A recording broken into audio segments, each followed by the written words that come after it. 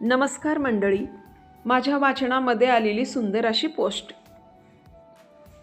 शीर्षक आहे माणसं मनातली. मोगऱ्याचं फूल ओंजळीत घेतलं की त्याचा गंध मनाला शरीराला प्रसन्न करून जातो. सहवासातील माणसाचं देखील असंच असतं. काही माणसं काही क्षणातच मनाला खूप आवडतात, आपली होऊन जातात, तर काही कितीही सहवासात राहिली तरी त्यांची आतून ओढ नसतेच. चेहरा बघण्यापेक्षा नेहमीच समोरच्याच्या मनात उतरून बघावं. शोधूनही तिथं माणूसपण सापडत नसेल तर त्याचं सुंदर दिसणंही मग किळसवान वाटतं. शरीराची सुंदरता वयाबरोबर संपते, तर मनाची सुंदरता शेवटपर्यंत टिकून राहते.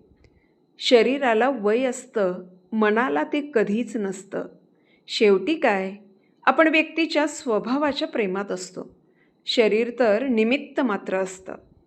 माणसाच्या स्वभावात गोडवा, शालीनता, प्रामाणिकपणा आणि विनयशीलता असेल तर त्याची काही क्षण जरी सोबत मिळाली तरी ती हवीशी वाटते.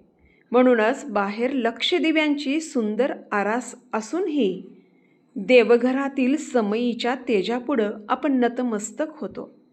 आयुष्यात अशी माणसं कधी भेटली तर त्यांच्यावर जीवापाड प्रेम करावं. आपल्या आवडत्या माणसांचं आपल्यासोबत असणं ही आयुष्यातील सगळ्यात मोठी कमाई. ती प्रत्येकाच्या वाट्याला येतेच असं नाही. आजकाल अशी माणसं भेटतात तरी कुठे? नशिबाने कधी भेटलीच तर हळूवार जतन करून ठेवावीत. कदाचित पुन्हा भेटतील, न भेटतील. धन्यवाद.